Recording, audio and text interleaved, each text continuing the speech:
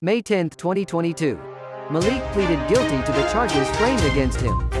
He told the court that he was not contesting the charges leveled against him, including Section 16, Terrorist Act, 17, raising funds for the Terrorist Act, 18, conspiracy to commit Terrorist Act, and 20, being a member of a terrorist gang or organization, of the UAPA, and Sections 120B, criminal conspiracy, and 124A, sedition, of the IPC. May 19, 2022.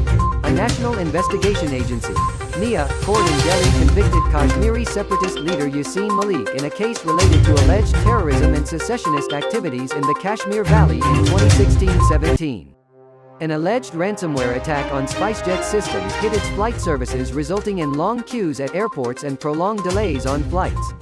This angered passengers, who took to Twitter to vent their anger.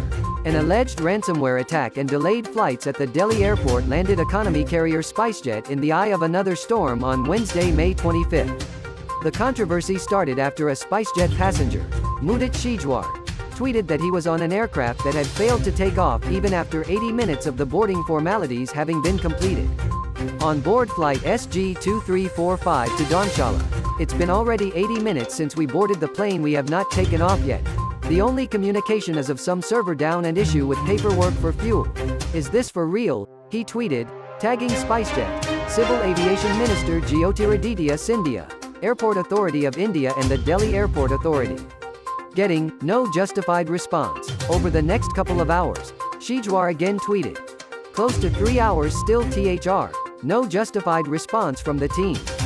This time SpiceJet replied that its Wednesday morning flights had been affected due to a ransomware attack the previous night. Similar complaints flooded SpiceJet's wall on Twitter on Wednesday. Another flyer, Isha Agarwal, tweeted, "Is this really the way you serve your customers? Not giving them proper information about the flight timing? I had a flight from Srinagar to Delhi, SG 475, at 8:45 a.m. today. Upon checking the board at Srinagar Airport, the status of the flight is showing that the flight is on time, but there is no one I could communicate about the flight at the airport. At 9:00 a.m. I got to know from one of your officials that the flight is stuck in Delhi and has not been given clearance yet. At 9:30 a.m., they told us that the flight." Separatist leader Mohammed Yasin Malik was sentenced to life imprisonment by a Delhi court on Wednesday, May 25. He was convicted under relevant sections of the Unlawful Activities Prevention. Separatist leader Mohammed Yasin Malik was sentenced to life imprisonment by a Delhi court on Wednesday, May 25. He was convicted under relevant sections of the Unlawful Activities Prevention Act. Earlier this month, Yasin Malik had pleaded guilty to all the charges in a case related to alleged terrorism and secessionist activities that disturbed the Kashmir Valley in 2017. On May 19, a NIA court in Delhi convicted Yasin Malik in the terror funding case. Here's a timeline of terror cases against Kashmiri separatist leader Yasin Malik. October 1999. Yasin Malik was arrested by Indian authorities under the Public Safety Act, PSA. March 26, 2002. Yasin Malik was arrested under the Prevention of Terrorism Act and was detained for almost a year. May 2007.